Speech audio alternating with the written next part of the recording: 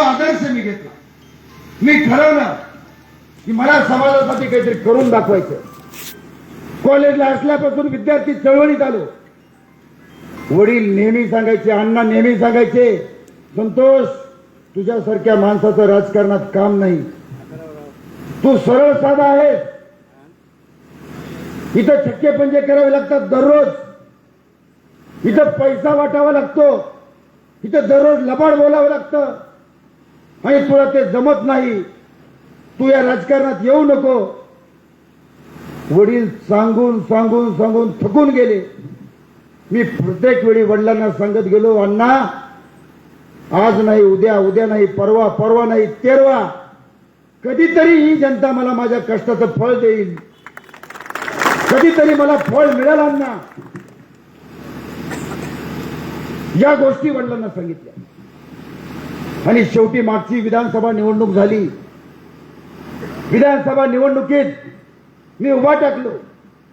मला लाजीरवानं मतदान पडलं, लाजीरवानं मतदान.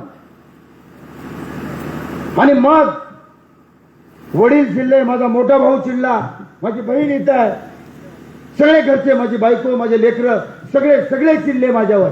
बस झालं म्हणले तुझं आता. सकाळपासून संध्याकाळपर्यंत लोकांचे काम म्हणत फिरतोस, लेकराच्या तोंडातला घास समाजासाठी वापरतोस आणि आता नाही करायचं काम. 6 डिसेंबरला गेल्या अनेक वर्षापासून माझं अन्नछत्र असतंय, सकाळपासून संध्याकाळपर्यंत. ते अन्नछत्र मला करायचं होतं, माझी तयारी सुरू झाली. त्या बाबासाहेबांच्या अन्नछत्राला वडिलांचा विरोध नव्हता, पण तो आता राजकारण आणि समाजकारण बंद कर हे त्यांचं म्हणणं होतं. त्यांनी मला सांगितलं, जर तू हे बंद केला नाहीस, आता एकही कार्यक्रम जर तू घेतलास गोरगरिबांसाठी, हे गरीब जर तुला ओळखत नसतील, तू यांच्या समोर कितीही डोकं आपटून घेतलास तरीही हे गोरगरीब लोक तुला साथ देणारच नसतील, तर बस कर आता, इथून पुढे समाजकार्य बंद कर. वडिलांनी सांगितलं. शेवटी मी ऐकायला तयार नाही.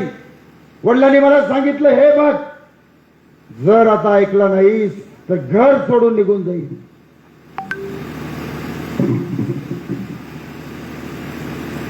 काय करायचं सांगा, कसं करायचं राजकारण.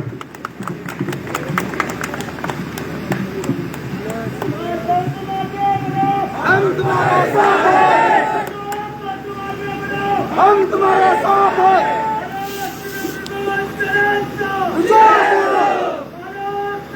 आणि अशा कठीण परिस्थितीत काम करतो. काही नाही, मागं कोण नाही, पुढं कोण नाही. मागं वडील, पुढं वडील, घरचे सगळी जनता, कोणच नाही माझ्यासोबत.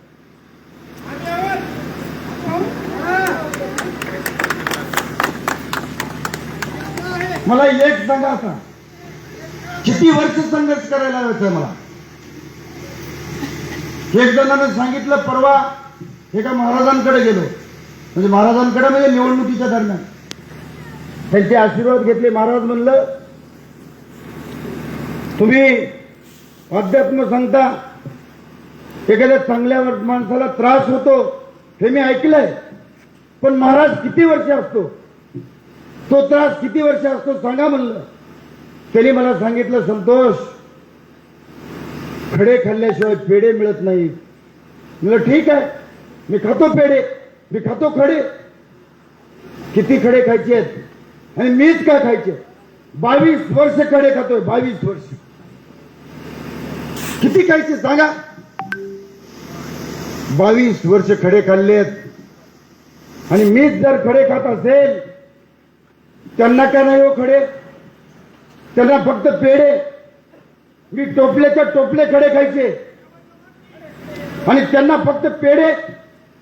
काही कष्ट न करता, त्यांची कुठलीच परीक्षा नाही, फक्त पैशाच्या जीवावरती मटण दारू वाटून करून, पैसे वाटप करून निवडणुका जिंकणारे लोक. आणि मी रात्रंदिवस कष्ट करून नर्मदेच्या गोट्यासारखा कोरा करकरीत आणि आज मला सांगा सगळेजण, आज मी सांगतोय माझ्या वडिलाच्या साक्षीनं, विठ्ठल रुक्माईच्या साक्षीनं सांगतोय, ही माझी शेवटची निवडणूक. बस झालं, नको देवराया अंत असा पाहू, प्राण हा सर्वता जाऊ पाहे, नाही आता करणार. बस आता घरच्यांचं ऐकणार मी, नको राजकारण. जर समजा या निवडणुकीत तुम्ही मला पराभूत केलं तर मी राजकारण सोडून देणार, आयुष्यात कधीही निवडणूक लढवणार नाही. वडील जे सांगतील तेच करणार. बस झालं. माझी तुम्हाला कळकळीची विनंती आहे. काय तुम्हाला एक सांगू का, आपलं काय होतंय सांगतो. संत ज्ञानेश्वर महाराज जिवंत असताना समाजानं त्यांना प्रचंड त्रास दिला. एका दिवशी एवढा प्रचंड त्रास झाला, वैतागून दार लावून बसले. ताटी उघडा ज्ञानेश्वरा, ही आर थाक मुक्ताईनं मारली. ज्ञानेश्वर बाहेर येत नव्हते. हा समाज मला का त्रास देतोय म्हणत होते, पण ज्ञानेश्वर समाजाला कळालेच नाही. संत तुकाराम महाराज त्यांनी जिवंत असताना समाजानं त्यांना प्रचंड त्रास दिला, प्रचंड त्रास. आणि तुकाराम महाराज वैकुंठाला गेले. वैकुंठाला गेल्यानंतर संत ज्ञानेश्वर महाराजांनी समाधी घेतल्यानंतर पुन्हा आपलं चालू झालं, ज्ञानबा तुकाराम, ज्ञानबा तुकाराम. जिवंत होते तोपर्यंत नाही कळालं. आणि ही जर पद्धत असेल, ते नेते जे वागतायत ते चुकीचं वागतायत, कसल्याही पद्धतीचं काम न करता ते जर निवडणुकीला सामोरं जात असतील आणि कसल्याही प्रकारचं त्यांनी काम केलेलं नसताना तुम्ही फक्त लोक, जनता पैशाच्या दारू, मटण, खोट्या आश्वासनाचा पाऊस, अफवांचा पाऊस याच्यावरती त्यांना निवडून देणार असाल तर तुमचं राजकारण तुम्हालाच लकलाप. मला नको आहे घाणेरडं राजकारण. मी नाही असलं राजकारण करू शकत. मी नाही खोटं बोलू शकत. मला एक सांगा, आज वर्ष आयुष्यात इथं एवढे माणसं बसलेत, संतोष नागरगोजेने खोटं बोललाय असं कधी झालंय का? एकदाही नाही. कधीच कुणाला खोटं बोललो नाही. मनीत ते काम केलंय, प्रत्येक काम केलंय.